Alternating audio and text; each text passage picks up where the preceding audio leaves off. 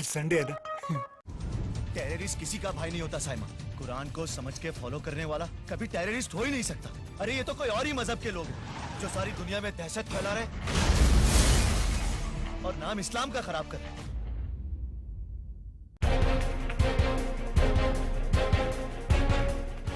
30 दिन 30 सवाल। केजरीवाल के 18 वादों की पूरी पड़ताल। देखिए बेबाक बहस रात 8 बजे सिर्फ चैनल 1 पर।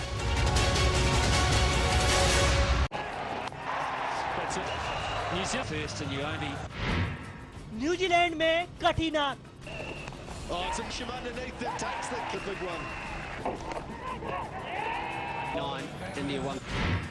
धुरंधरों की इज्जत की बारात।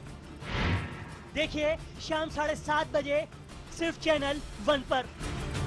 मैं अरविंद केजरीवाल ईश्वर की शपथ लेता हूँ। 30 दिन की सरकार।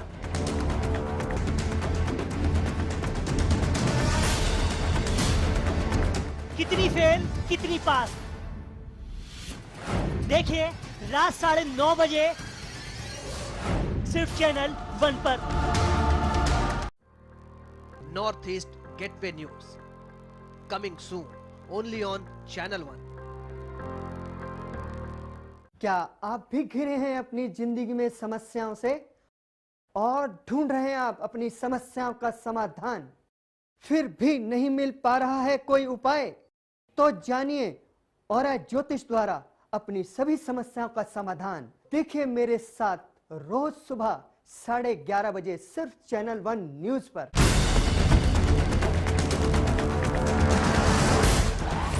यूपी के 75 जिलों का पूरा हाल,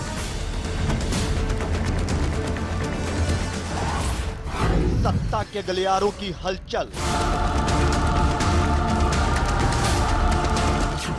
यूपी स्पेशल देखिए रोजाना शाम 6 बजे सिर्फ चैनल 1 न्यूज पर। खबरों में एक कदम आगे।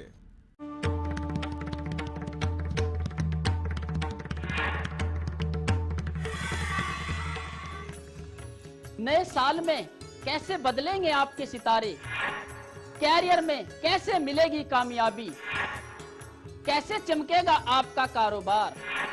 कैसी होगी आपके सितारों की चाल? बताएंगे पूरा हाल। देखिए किस्मत कनेक्शन मेरे साथ रोज सुबह 9:30 बजे सिर्फ चैनल 1 पर।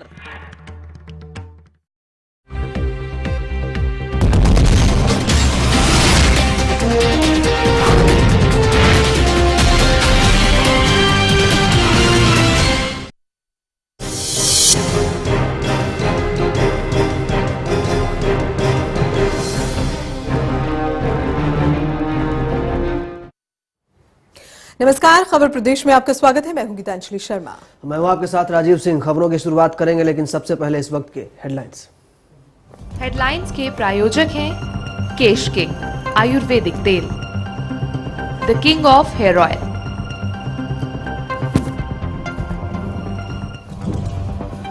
यूपी कैबिनेट की बैठक में हुए कई अहम फैसले। नोएडा के थानों को आधुनिक करने के साथ साथ 1,70,000 शिक्षा मित्रों को स्थायी करने समेत कई प्रस्तावों पर लगी मुहर। बीजेपी नेता कैलाश विजयवर्गीय ने कांग्रेस पर साधा निशाना। कहा कांग्रेस में लोकसभा का चुनाव जीतने वाले उम्मीदवार नहीं बचे।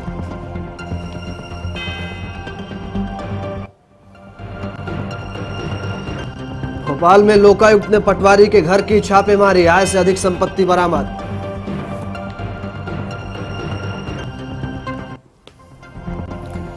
बरेली में पुलिस ने किया नकली शराब फैक्ट्री का भांडाफोड़। 220 लीटर नकली शराब के साथ 2 आरोपी गिरफ्तार। ब्रांडेड शराब का लेवल लगाकर बेचते थे आरोपी। और कानपुर जिला अस्पताल में फैली कमीशन खोरी के चलते गर्भवती महिला को गंवानी पड़ी जान। समय पर उपचार न मिलने से हुई मौत।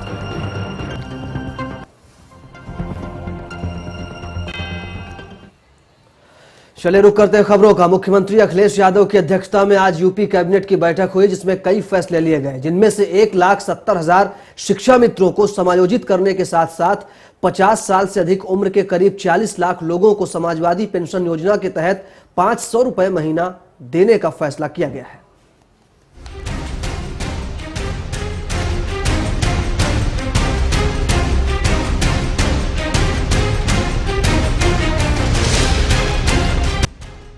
उत्तर प्रदेश के मुख्यमंत्री अखिलेश यादव की अध्यक्षता में आज हुई कैबिनेट की बैठक में नई आबकारी नीति के अलावा समाजवादी पेंशन योजना और शिक्षा मित्रों को समायोजित करने समेत कई निर्णय लिए गए। मुख्यमंत्री अखिलेश यादव ने विधानसभा चुनाव के दौरान कई बार शिक्षा मित्रों को स्थायी करने का वादा किया था।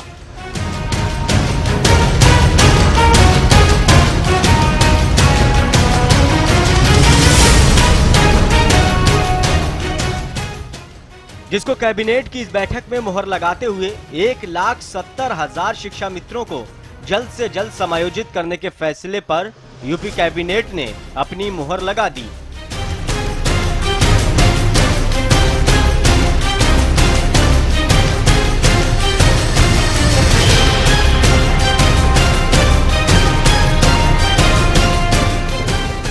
इसके अलावा समाजवादी पेंशन योजना को भी कैबिनेट की हरी झंडी मिल गई है।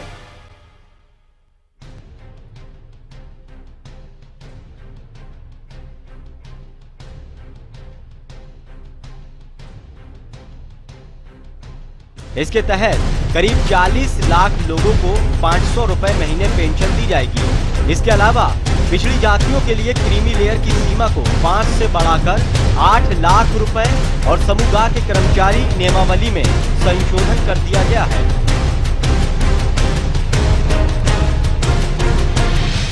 तो शिक्षा मित्रों का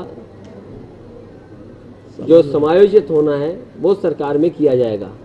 ये अलग अलग मंचों पे और समाजवादी पार्टी ने आश्वासन दिया। आज कैबिनेट ने फैसला ले लिया है कि शिक्षा मित्र 1,70,000 जो हैं, जो पहले से लगातार पढ़ाते आए हैं, बहुत वर्षों से पढ़ा रहे हैं गांव में, उनको सभी को समायोजित किया जाएगा। और नियमावली बहुत जल्दी, विभाग ने तो 1 हफ्ते का है, लेकिन मैं कहता हूँ 10 दिन के अंदर नियमावली बना करके इस कार्य को शुरू कर दिया जाएगा। सबसे महत्वपूर्ण यह है जिसमें 1,70,000 शिक्षा मित्रों को समायोजित किया जाएगा। साथ ही कैबिनेट की बैठक में नोएडा के थानों को आधुनिक बनाने का भी फैसला लिया है,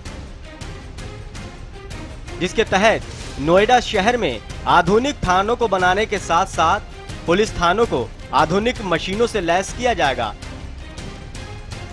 जिसके लिए प्रदेश सरकार के साथ साथ नोएडा प्राधिकरण भी सहयोग करेगा। गौतम बुद्ध नगर में बहुत पुरानी मांग थी कि वहाँ थाने बने, समय के हिसाब से कंट्रोल रूम हो, नई तकनीकी की चीज़ें उपलब्ध हों। तो जिसका नोएडा ने अथॉरिटी ने पैसा देने का और थाने बनाने का, जो नए थाने बनेंगे वो नोएडा और नोएडा के हिसाब से, आज के आधुनिक हिसाब से क्या क्या चीज़ें उपलब्ध होनी चाहिए, वो नोएडा के नए थानों में उपलब्ध होंगी और नए थाने बनाए जाएंगे। जैसे जैसे लोकसभा चुनाव की सरगर्मियां बढ़ रही हैं, वैसे वैसे प्रदेश सरकार के फैसले पर भी इसका असर दिखाई देने लगा है। अब चाहे समाजवादी पेंशन योजना हो या फिर 1,70,000 शिक्षा मित्रों को स्थायी करने का फैसला, इन सब को देखकर यही कहा जा सकता है कि प्रदेश सरकार अब रेवड़ियां बांटने में जुट गई है। अंकित श्रीवास्तव के साथ अमित सिंह, चैनल 1 न्यूज। और यूपी के सीतापुर में समाजवादी पार्टी के विधायक राधे श्याम जायसवाल ने पुलिस अधीक्षक से उन्हीं के दफ्तर में बदसलूकी की। सपा विधायक का कहना है कि पुलिस वाले पैसा लेकर अपराधियों को संरक्षण दे रहे हैं और वहीं पुलिस नामजद आरोपियों को पहले तो थाने बुलाती है और बाद में पैसे लेकर उन्हें छोड़ देती है। इसके चलते इस बात के विरोध में सपा विधायक अपने 2000 समर्थकों के साथ पुलिस कार्यालय पहुंचे, जहां उन्होंने कार्यालय का घेराव किया और धरने पर बैठे। गुस्साए विधायक का कहना है कि पुलिस की इस लापरवाह कार्यप्रणाली के चलते सपा कार्यकर्ता सुरक्षित नहीं है। मामला ये था कि कुछ गुंडों लोगों ने जलालपुर के प्रधान दीपक सिंह, जो कि एक शरीफ प्रधान है, ये आज तक इनके खिलाफ एक एप्लीकेशन नहीं, घात लगा के उनको हमला किया गया, फायर की गई इनको ऊपर। उसके बाद तत्काल पुलिस मौके पर पहुंची, इनका मुकदमा कायम किया गया। तो मुलजिम पकड़े गए, मुलजिमों से पैसा लेकर थाना अध्यक्ष ने छोड़ दिया। और लखनऊ में दादा मियां की दरगाह में चल रहे 106वें उर्स के मौके पर कैबिनेट मंत्री शिवपाल यादव शिरकत करने पहुंचे। लगभग 1 घंटे तक चले कार्यक्रम में शिवपाल यादव ने हिस्सा लिया और कहा कि दादा मियां की दरगाह में बाहर से भी लोग मन्नतें मांगने आते हैं। दरगाह में जो भी मन्नतें मांगी जाती हैं वो पूरी होती हैं। वहीं शिवपाल सिंह यादव ने कहा कि चुनाव से पहले जब भी हम दादा मियां की दरगाह में आए हैं, हमें सफलता मिली है। मियां के दरगाह पर जितने भी लोग आते हैं, इस आस्थाने से हम लोगों को बहुत ही आस्था है। और जब भी हम लोग और जो भी इस दरगाह पर आया है, उसकी सभी मन्नतें पूरी होती हैं।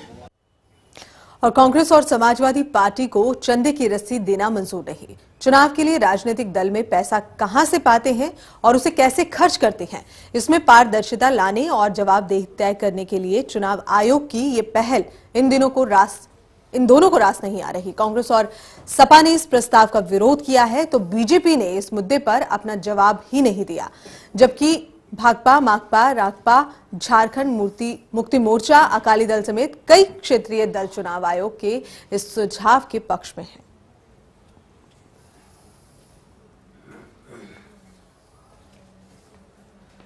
और मध्य प्रदेश के नगरीय प्रशासन मंत्री कैलाश विजयवर्गीय ने कांग्रेस पर निशाना साधा है। कैलाश विजयवर्गीय ने कहा कि कांग्रेस में लोकसभा का चुनाव जीतने वाले उम्मीदवार बचे ही नहीं हैं, इसलिए कांग्रेसी राज्यसभा का रास्ता चुनने को मजबूर हैं।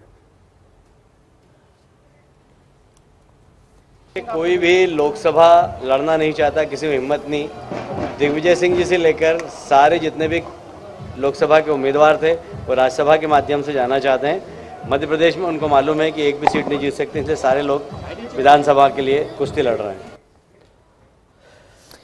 और यूपी के मेरठ में विकास कार्य न होने से नाराज लोगों ने आज मेरठ नगर आयुक्त के आवास पर जमकर धरना प्रदर्शन किया। प्रदर्शनकारियों ने सांसद और विधानसभा से बीजेपी विधायक पर विकास कार्यों में सेंध लगाने के आरोप लगाए। लोगों का कहना है कि बीजेपी विधायक ने कभी भी मेरठ में कोई विकास काम नहीं किया, वो सिर्फ झूठे वादे करने के बाद जनता को छलने का काम कर रहे हैं।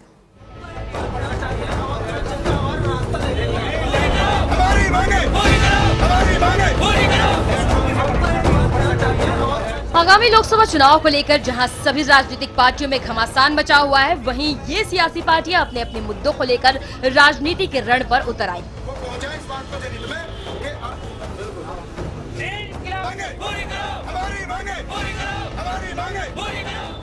और जनता से उनके पक्ष में वोट देने की अपील कर रहे हैं। वहीं अब सारी पार्टियों की वोट बैंक नीति सिर्फ विकास कार्य पर आकर रुक गई।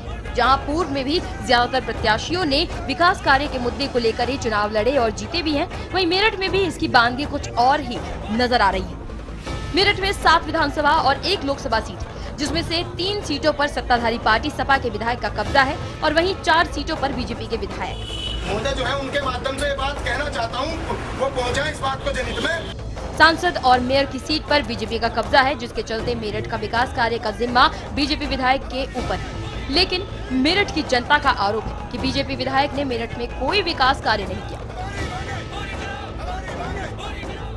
जिसके चलते मेरठ में लोगों ने मेरठ नगर आयुक्त के आवास पर जमकर धरना प्रदर्शन किया। प्रदर्शनकारियों ने सांसद और विधानसभा से बीजेपी विधायक के खिलाफ जमकर नारेबाजी भी की। रोटा रोड से जो मार्ग गया खड़ोली रोड, उसकी हालत इतनी जर्जर अवस्था में है, विधायक सांसद सब आंख मूंद कर बैठ गए हैं। कोई भी काम विधायक और सांसद निधि से नहीं हो रहा है। हम उनको ये चेताना चाहते हैं कि इस बार चुनाव में जनता उनको दिखाएगी कि क्या होती है जनता। आम आदमी जाग गया। अगर रोटा रोड से जो रास्ता खड़ोली रोड गया उसकी जर्जर हालत है, अगर वो जल्द 7 दिन के अंदर नहीं हुआ तो हम रोटा रोड पर जाम लगाएंगे और रोटा रोड पर हम धरना देंगे। मेरठ में विकास कार्य न होने की वजह से जहां एक तरफ लोगों का गुस्सा विधायक पर फूटा, तो वहीं दूसरी तरफ गुस्साए लोगों ने सड़क पर उतरकर अपनी नाराजगी जाहिर की। जहां एक तरफ सियासी पार्टियां चुनाव से पहले जनता से बड़े बड़े वादे करती हैं, तो वहीं चुनाव के बाद उन वादों की जमीनी हकीकत कुछ और ही बयां हो रही, जिसका खामियाजा सिर्फ और सिर्फ जनता को भुगतना पड़ रहा है। उरुज आलम के साथ शाइस्ता सैफी, चैनल 1। चलिए आगे बढ़ते हैं। महोबा के ग्योरी गांव में एक देवर ने जमीनी विवाद के चलते अपनी भाभी की गोली मारकर हत्या कर दी। महिला के परिजनों का आरोप है कि आरोपी महिला से आए दिन गाली गलौज करता था और मारपीट भी करता था। कई सालों से महिला की एक जमीन को अपने नाम करने का वो दबाव बनाए हुए था, जिसे लेकर महिला के साथ झगड़ा हुआ। उसके चलते आरोपी ने उसे मौत के घाट उतार दिया। आज सुभाष नगर थाने को सुबह सूचना मिली थी 11:30 बजे के आसपास की यहाँ झगड़ा हो रहा है, तो थाने वाले यहाँ पहुँच गए। तब तक ये रवि गुप्ता ये तुषार को गोली मार दिया था। उसको अस्पताल ले गए तो वहाँ उसकी मृत्यु घोषित हो गई है और जो अक्यूज्ड है उसको गिरफ्तार किया गया है। पिछले एक सप्ताह 10 दिन पहले कुछ विवाद हुआ था दोनों को किसी छोटी सी बात को लेकर। उसके बाद थाने में उसके एनसीआर भी दर्ज है। उसके बाद दोनों के आपस में समझौता कर लिया, फिर ये लोग विवाद करने शुरू किए, उसमें आज ये घटना हो गई। और वहीं उत्तर प्रदेश के बरेली जिले में आबकारी विभाग की टीम को उस वक्त बड़ी कामयाबी हाथ लगी जब पुलिस ने गुप्त सूचना के आधार पर शराब की फैक्ट्री पर छापेमारी की। इस छापेमारी के दौरान फैक्ट्री में भारी मात्रा में नकली शराब बरामद की गई। इस दौरान विभाग ने मौके से 2 लोगों को भी गिरफ्तार किया। मौके से नकली शराब बनाने का सामान और बॉटल्स को सील करने वाली मशीन जब्त की गई। ये शराब स्प्रिट से बनाई जा रही थी।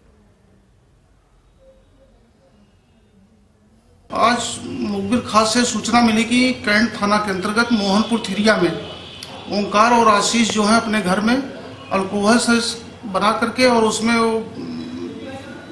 शीशियों में उसको कर रहे हैं, फिलिंग कर रहे हैं। इस खबर पा करके हमने इंस्पेक्टर केपी यादव को भेजा और उन्होंने छापा डाला तो मौके पर ही 2 आदमी पकड़े गए, जहां 2 मशीन 2 कैन अल्कोहल मिली जिसमें शराब बनाए हुए थे। इधर भोपाल में ओला पीड़ित किसानों की समस्याओं को लेकर कांग्रेस ने मुहिम छेड़ दी है। राजभवन पहुंचे कांग्रेस अध्यक्ष ने राज्यपाल को ज्ञापन सौंपा और राज्य सरकार द्वारा ओला पीड़ितों को पर्याप्त मुआवजा नहीं देने के विरोध में आक्रोश व्यक्त किया। मध्य प्रदेश किसान कांग्रेस ने ओला पीड़ित किसानों को राज्य सरकार द्वारा पर्याप्त मुआवजा नहीं देने का आरोप भी लगाया। मध्य प्रदेश में पिछले 10-12 दिनों से ओलावृष्टि और अतिवृष्टि से किसानों की हजार एकड़ फसल खराब हो गई है और ये प्रदेश सरकार पूरी तरह से लापरवाही बरत रही है, किसानों के प्रति संवेदनशील नहीं है। और मध्य प्रदेश के भोपाल में पुलिस ने चेकिंग के दौरान 3 बाइक चोरों को गिरफ्तार किया। बताया जा रहा है कि पुलिस ने चोरों के पास से 11 बाइक बरामद की है और वहीं टीटी नगर पुलिस ने भी चेन स्नेचर और वाहन चोर को भी गिरफ्तार किया है। टीटी नगर पुलिस के मुताबिक उन्होंने आरोपी के पास से 2 पहिया वाहन और 3 चेन बरामद की है। टीटी नगर में 4 व्यक्ति का गैंग गिरफ्तार की है। इनमें से इनके 3 चेन प्लस 9 मोटरसाइकिल बरामद की। और मध्य प्रदेश में भोपाल के ऐशबाग थाना इलाके में एक ठगी का मामला सामने आया है। पुलिस के मुताबिक एक महिला मुख्यमंत्री स्वर्ण रोजगार योजना के तहत लोन दिलाने के नाम पर ठगी किया करती थी। बताया जा रहा है कि आरोपी ने 6 से 10 हजार लोगों को अपना शिकार बनाया। पुलिस ने फिलहाल आरोपी को रिमांड पर लिया है और मामले की जांच में जुटी है। मुख्यमंत्री की स्वर्ण जयंती योजना के तहत में 2 लाख रुपए का ऋण का लालच दे करके कि 2 लाख रुपए हम दिलवा देंगे, उनसे 1000 रुपये से लेकर के 10,000 रुपये तक इन्होंने वसूला है लोगों से, जो काफ़ी शहर में काफ़ी दूर दूर तक के लोगों से वसूला है पैसे। तो अब सभी लोगों की रिपोर्ट पर मुकदमा कायम हो गया है। 420-120 का IPC का प्रकरण पंजीबद्ध करके ये भी बेचनाधीन है। ये है कि उन्होंने धोखाधड़ी से हमसे पैसे ले लिए और सारे डॉक्यूमेंट सब जमा कर लिया है। वही ना लोन दे रही है हमें, ना कुछ दे रही है। और वहीं राजस्थान के जोधपुर में हस्तशिल्प उत्सव कार्यक्रम का आयोजन किया गया।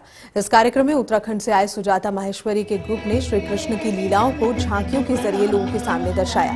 इस उत्सव को देखने के लिए भारी संख्या में लोग वहां इकट्ठा हुए। दर्शकों ने जमकर कृष्ण की लीला का आनंद लिया।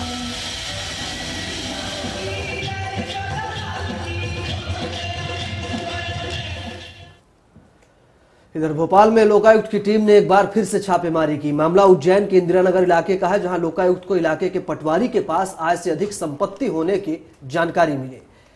विभाग ने बड़ी कार्रवाई करते हुए पटवारी के घर में की जांच में पटवारी के घर से 45 बीघा कृषि भूमि, 75,000 रुपए नगद, सोने का हार और अंगूठी, साथ ही महिदपुर में एक मकान और उज्जैन में एक मकान मिला है।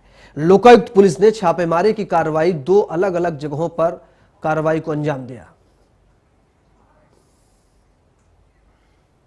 ये पटवारी हैं संजीव कुमार पांचाल, ये हल्का नंबर 57 और 67 तहसील उज्जैन जिला उज्जैन के पटवारी हैं।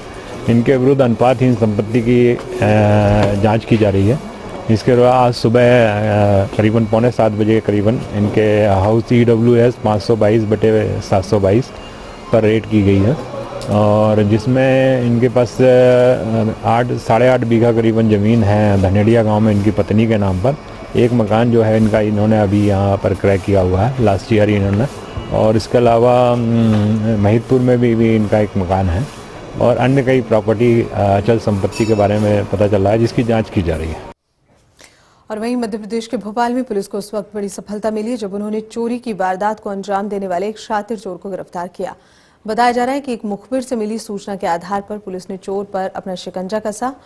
पुलिस ने आरोपी के पास से सोने चांदी के जेवरात सहित 1 लाख रुपए से ज्यादा का माल बरामद किया। वो 6:30 बजे सुबह राजेश छाजेड़ जी का फोन आया कि हमारे चोरी हो गई। मैं गया था मौके पे, पीछे से किसी ने मतलब किले का जो पहाड़ी है उसके नीचे उतर के और उनका एक खिड़की का गेट खुला हुआ था, किसी ने उसकी जाली निकाल के तो एक कमरे के अंदर जो है पीछे गोदे में से खुला, गोदे जो खुला था उसका लागत तोड़ के और 3 सेट रखे हुए 8-10 हज़ार रुपये नकदी बताया। सर पूरे कितने की चोरी लगभग मानी है? वो बताएंगे, वो उन्होंने जो अभी लिखा दिया एक सेट है डायमंड का, अब 3-4 लाख रुपये से कम होगा ही नहीं मुझे लगता है। जब जितना भी होगा वो उनसे सूची लेके बाकी इतना तो करीब होगा। और यहाँ फिलहाल एक छोटी सी ब्रेक के लिए बने हमारे साथ, ब्रेक के बाद कुछ और खबरें।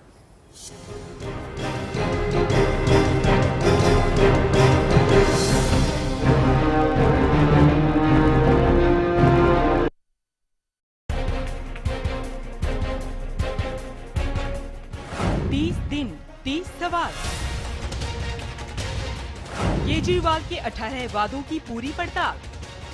देखिए बेबाक बहस रात 8 बजे सिर्फ चैनल 1 पर।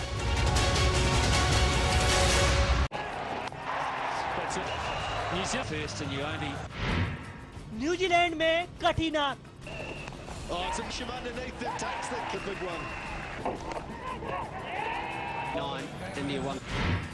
धुरंधरों की इज्जत की बारात। देखिए शाम 7:30 बजे सिर्फ चैनल 1 पर। मैं अरविंद केजरीवाल ईश्वर की शपथ लेता हूं।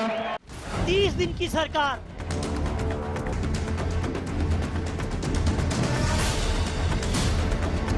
कितनी फेल कितनी पास। देखिए रात 9:30 बजे सिर्फ चैनल 1 पर।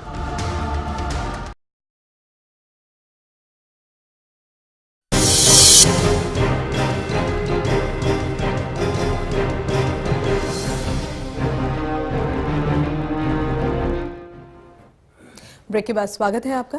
चलिए रुक करते हैं अगली खबर का। मुंबई के कुर्ला स्टेशन पर एक 12 से 15 दिन का नवजात बच्चा मिला। बताया जा रहा है कि हार्बर लाइन पर एक बैग प्लेटफॉर्म पर रखा हुआ था। रेलवे अधिकारी के मुताबिक टीसी ने एक युवक को बैग रखकर वहां से निकलते हुए पकड़ा, जिसके बाद कुर्ला जीआरपी ने इस मामले की कार्रवाई शुरू कर दी है।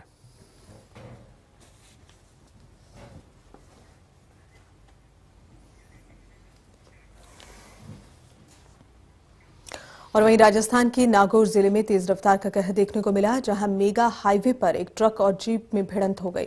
टक्कर इतनी तेज थी कि मौके पर 10 लोगों की मौत हो गई, जबकि 2 लोग घायल हुए हैं। फिलहाल घायलों को अस्पताल में भर्ती कराया गया है। एक की हालत नाजुक बनी हुई है। और जीप और ट्रक के अंदर एक्सीडेंट हुआ है, जिसमें 8 आदमी तो एक्सपायर हो गए। उसमें 3 को रेफर किया हमने अजमेर और 1 का ट्रीटमेंट जारी है। इधर पश्चिम बंगाल में मालदा के चंचोल कॉलेज में छात्र चुनाव के दौरान तृणमूल छात्रों ने जमकर हंगामा किया। इतना ही नहीं, तृणमूल छात्रों ने कॉलेज में अपना दबदबा कायम करने के लिए दूसरे छात्रों की जमकर पिटाई की।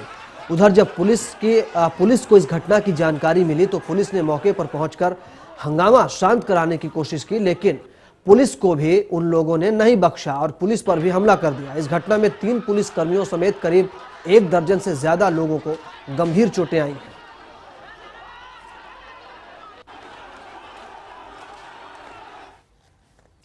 यूपी के कानपुर देहात में एक महिला कमीशनखोरी की बलि चढ़ गई। दरअसल प्रसव के लिए महिला जिला अस्पताल में लाई गई, लेकिन जिला अस्पताल में चल रही कमीशनखोरी की वजह से उसे एक प्राइवेट नर्सिंग होम में भर्ती करा दिया गया और इसी दौरान महिला की मौत हो गई।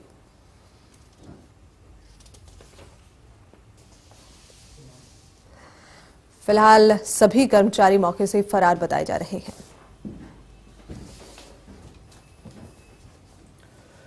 और नवी मुंबई के कमोठे में रिश्ते को शर्मसार करने वाली एक वारदात सामने आई है, जहां एक कलयुगी पिता ने अपने बेटी को ही हवस का शिकार बनाया। इतना ही नहीं, वहशी पिता ने उसे मुंह खोलने पर जान से मारने की धमकी भी दी। बच्ची की आबरू से पिछले काफी दिनों से वो खेल रहा था। जब हैवानियत की इंतहा हो गई तो उसने ये राज अपनी मां को बता दिया, जिसके बाद मां ने पुलिस में शिकायत की। शिकायत पर कार्रवाई करते हुए पुलिस ने आरोपी पिता को गिरफ्तार कर लिया है। कामोठा सेक्टर 9 में एक महिला रहती है। उन्होंने ऐसी कंप्लेंट की है, फिरियाद दी कि उसके बेटी के पिताजी ने मानखुर्द में वो जब रहते थे 2.5-3 साल पहले तब, और कामोठा में 1 साल पहले उसके बेटी पर 14 साल की बेटी पर बलात्कार किया है। तो ऐसी कंप्लेंट आने के बाद हमने तुरंत कंप्लेंट दर्ज कर ली और भारत आईपीसी कलम 377(2)(च) और protection of children from sexual harassment act के तहत कलम 3, 4 और 8 ऐसे कलम लगा के उस पर केस दर्ज किए है। और वहीं राजस्थान के सीकर जिले में चोरों का आतंक लगातार बढ़ रहा है। चोरों ने 2 बैंकों के एटीएम्स को तोड़ने की कोशिश की, लेकिन समय पर गार्ड के पहुंच जाने से चोर अपने मंसूबों को कामयाबी नहीं दे सके। लेकिन वहीं दूसरी घटना में एसबीआई के एटीएम को निशाना बनाते हुए चोरों ने कैमरा तोड़कर नीचे रख दिया, लेकिन गार्ड के पहुंच जाने पर चोर वहां से भाग निकले।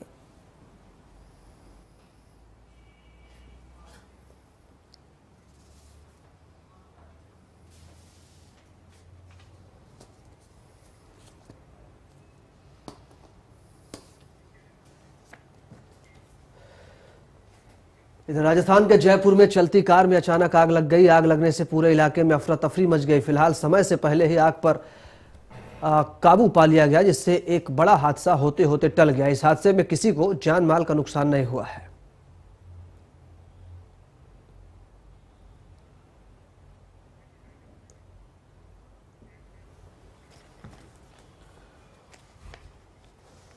और इसी के साथ खबर प्रदेश में फिलहाल इतना ही। लेकिन देश दुनिया की ताजा तरीन खबरों के लिए आप देखते रहिए चैनल 1 न्यूज।